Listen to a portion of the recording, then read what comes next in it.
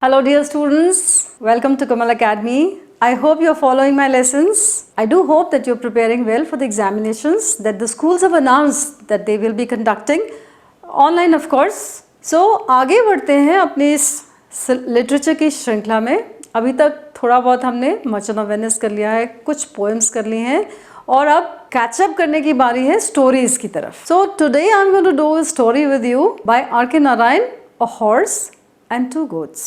Now let's have a look at the life and works of R.K. Narayan.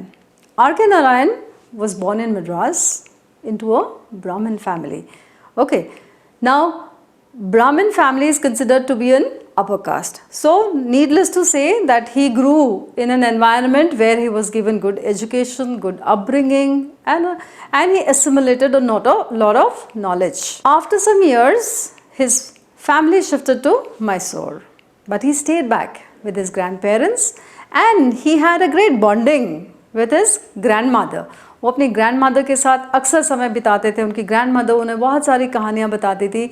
And this is how he got rooted. जहाँ पे वो थे वहाँ के area का environment, culture. जब उनकी grandmother उन्हें stories सुनाती थी तो उनकी imagination बिल्कुल fly करने लगती थी. And that is how he developed perhaps a great imagination. और ये उनकी ये इमेजिनेशन उनके वर्क्स में भी दिखाई देती है. राइट, एज अ स्टूडेंट अगर आर.के. नारायण जी की बात करें तो he was never a very bright student. And then when he grew up he took up the profession of a teacher. But वहाँ भी बहुत ज़्यादा उनका मन नहीं लगा. Then later on he became a journalist. अब जर्नलिज्म का काम करते करते उन्होंने अपनी रचनाओं को भी लिखना शुरू करा. And this is how he became a writer. Okay, struggle काफ़ी रही उनकी लाइफ में but gradually he rose to fame. Okay, and उनकी बहुत सारी रचनाएं लोगों ने काफ़ी सराही. In fact today he is an international figure. उनकी एक बहुत फेमस स्टोरी है मालगुडी डेज, जिसको टीवी के सीरियल के रूप में भी प्रस्तुत किया गया. And then he had written the novel Guide, जिसपे एक बॉलीवुड मूवी बनी है जो कि अपने समय की और देखा जाए तो आज भी एक ब्लॉकबस्टर मूवी है. Now talking about this story, a horse and to goats. उन्होंने इस स्टोरी का नाम अ हॉर्स एंड टू गोट्स इसलिए रखा कि ये दोनों ही जानवर इस स्टोरी से कनेक्टेड हैं. स्टोरी इनके आसपास ही घूम रही है. That is why the title is very appropriate. In the story we have a statue of a horse. एक स्टैचू है, एक मैजेस्टिक लाइफ साइज हॉर्स है जो कि एक पेडेस्टल पे उसकी स्टैचू टिकी हुई है. मड स्टैचू है और ये हॉर्स अपने हाइंड लेग्स पे खड़ा है, अपने 4 लेग्स को उठा के खड़ा है. Proudly his head is up and his tail is in a loop. वहीं इस हॉर्स की स्टैचू के बगल में एक वॉरियर की स्टैचू है. एक सोल्जर, एक वॉरियर की स्टैचू है. और ये जो एरिया है जहाँ पे ये स्टैचू है, ये एज पे है बिल्कुल कृतम विलेज के. यहाँ से विलेज कृतम एक तरह से शुरू हो जाता है. नाउ स्टोरी का एक मेन कैरेक्टर है Munni. Munni has 2 goats. So here we have the 2 goats, a horse and 2 goats. Munni के पास पहले ऑफ कोर्स बहुत सारी गोट्स थी, शीप थी, बट धीरे धीरे वो सब खत्म होने लगी और केवल 2 रह गई. He is a poor man, very old and poor man. हो सकता है करीबन 70 साल की उम्र रही हो उसकी. Okay, now he brings out his 2 goats every day out to graze. और उसका ये फेवरेट स्पॉट है यहाँ पे. वो आके इस हॉर्स की स्टैचू के पेडस्टल पे बैठ जाता है and he watches his goats. The goats go round इधर उधर चरने के लिए. और चरने के लिए उनके पास कुछ खास यहाँ पे है नहीं. कैक्टस है, लेंटाना है, एरिड सा रीजन है. Okay, but still he spends his day here. उसको ये स्पॉट इसलिए अच्छा लगता है कि यहाँ से हाईवे की रोड जा रही है. Okay, and he enjoys the traffic, lorries, buses का आना जाना. उससे लगता है कि वो एक बड़ी दुनिया को बिलोंग करता है. Then comes one American. The American stops here, engages in a conversation with Munni. But अचानक उसकी नज़र इस घोड़े की स्टैचू पे पड़ती है. वहाँ से उस अमेरिकन का इंटरेस्ट भी उस स्टैचू में आ जाता है. एंड बाय वो मुन्नी से पूछता है कि ये घोड़ा किसका है, मुझे बेच दो अगर ये तुम्हारा है तो. मुन्नी को लगा वो कुछ और बोल रहा है. We will see that there is a language difference. Okay, और अमेरिकन ने अपनी तरफ से घोड़े की डील करी. 100 रुपए में उसने घोड़े की स्टैचू खरीद ली. मुन्नी ने अपनी तरफ से अपने 2 गोट्स बेच दिए और वो अपने घर चला गया. ठीक है.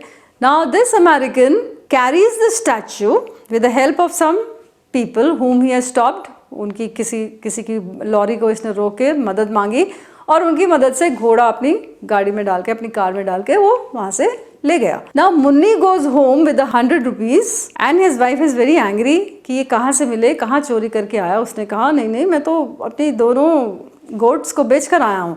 और तभी वो दोनों गोट्स वापस आ जाती हैं. And they add up to the misery of Munni, and here lies all the humor in the story. Hence the title of the story, A Horse and Two Goats, is fully appropriate. Now हम देखेंगे कि ये story कहाँ set है. अभी बातों ही बातों में मैंने आपसे कहा कि कृतम विलेज के एज पे ये स्टैचू है. So story is set in the village कृतम. कृतम तमिल में इसका मतलब है कोरोनेट, क्राउन, ताज.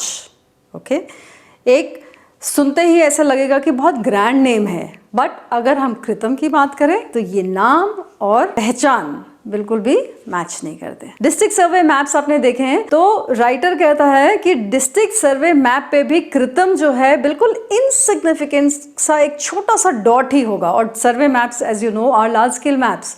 ओके उस पर भी एक छोटा सा केवल एक डॉट होगा कृतम village out of the 700,000 villages in India. अब ये गांव कितना छोटा है, इसमें केवल और केवल 30 हट्स हैं और ये हट सारी mud, thatch, bamboo and some unspecified material से बनी हुई हैं. पुअर विलेज है, बट इस विलेज में एक शानदार ब्रिक हाउस है. और इस ब्रिक हाउस की खासियत ये है कि उसकी बैलुस्ट्रेड जो कि रेलिंग होती है ऊपर की, उसमें बहुत सारे सुंदर कार्विंग्स की हुई हैं of gods and gargles. Gargles क्या होता है, एक वाटर स्पाउट होता है जो पहले के घरों में बनाए जाते थे कि बरसात का पानी निकल जाए और घर को कोई नुकसान ना हो. तो उसको कवर कर देते थे बाहर से किसी फॉर्म में, किसी एनिमल फिगर में या गॉड के फिगर में, या कोई ऐसा फॉर्म जो बहुत आर्टिस्टिक भी हो.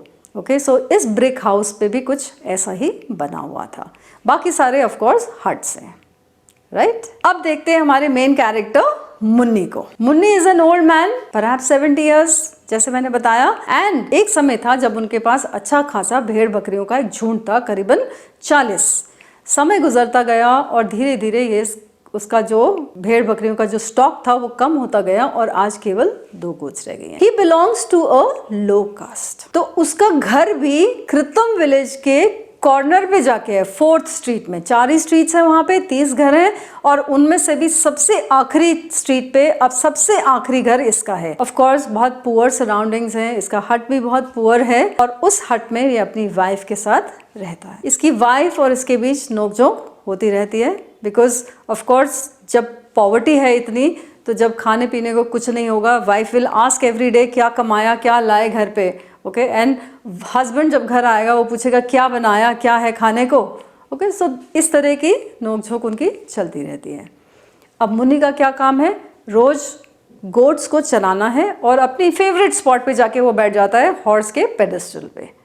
रास्ते में वो लीव्स और फायरवुड कलेक्ट करता था, leaves for his goats and firewood of course to take back home. तो जब वो सनसेट पे जब घर वापस जाएगा तो he has to take the firewood home. Because हम बात कर रहे हैं कृतम की, बहुत रिमोट विलेज है, बहुत फैसिलिटीज़ वहाँ पे नहीं हैं एंड पीपल. और वैसे भी इंडिया में उन दिनों, we are talking of the mid 60s perhaps, और वैसे भी उन दिनों इंडिया में बहुत सारे विलेजेस ऐसे थे जहाँ पे सिविक फैसिलिटीज़ नहीं थी. Even like facilities like drinking water, electricity, cooking gas तो बहुत दूर की बात हो गई. ओके ऐसी फैसिलिटीज़ वहाँ नहीं थी. Munni mostly takes credit from the shopman. अब इस विलेज में एक शॉपमैन तो होगा ही ज़रूर. ओके तो वहाँ से वो क्रेडिट लेता है और कभी शॉपमैन उससे खुश रहता है, दे देता है, कभी नहीं देता है. सो मुन्नी की लाइफ बहुत ही हार्ड चल रही है.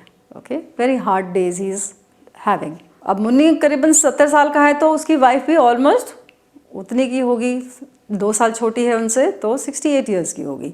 अब मुन्नी अगर बाहर जाके हार्ड वर्क कर रहे हैं तो उसकी वाइफ भी उतना ही हार्ड वर्क कर रही है. It is so difficult for her to manage the house with nothing, क्योंकि कमाई तो है ही नहीं कहीं से, कहीं कमाई का कोई ज़रिया नहीं है. बट फिर भी वो जैसे तैसे कुछ भी करके मैनेज करती है मील्स बनाने का.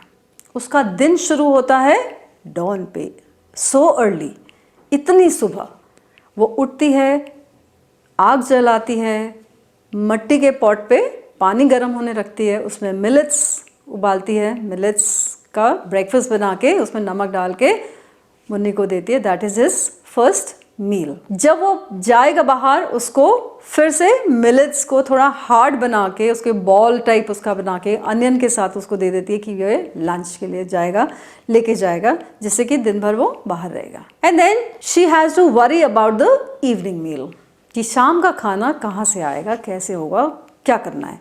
Then she goes to work in the big house, brick house जो एक है, तो वहीं के लोग अफोर्ड कर पाएंगे कि कोई मेड आएगी काम कर जाएगी।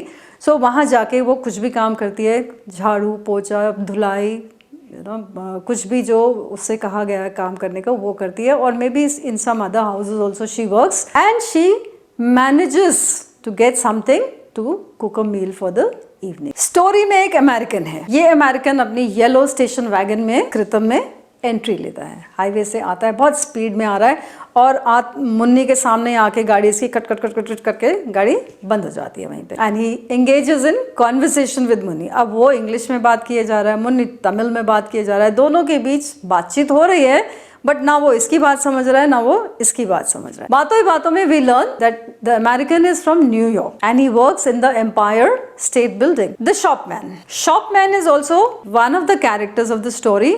शॉपमैन क्या है, उसको गॉसिप बहुत पसंद है, हंसना बहुत पसंद है। He likes to crack jokes, और अगर कोई उसके जोक्स पे हंस दे तो वो खुश हो जाता है। So this was an introduction of the main characters. जो स्टोरी का बाकी का एनालिसिस रह जाएगा, जैसे उसके थीम्स हैं, लैंग्वेज है, हिस्टोरिकल बैकग्राउंड है, जो कुछ भी है, that we will discuss after I have done the stories with you. For the time being just enjoy this and look forward to my next video, which will be line by line explanation of the story, right? Until then, stay safe,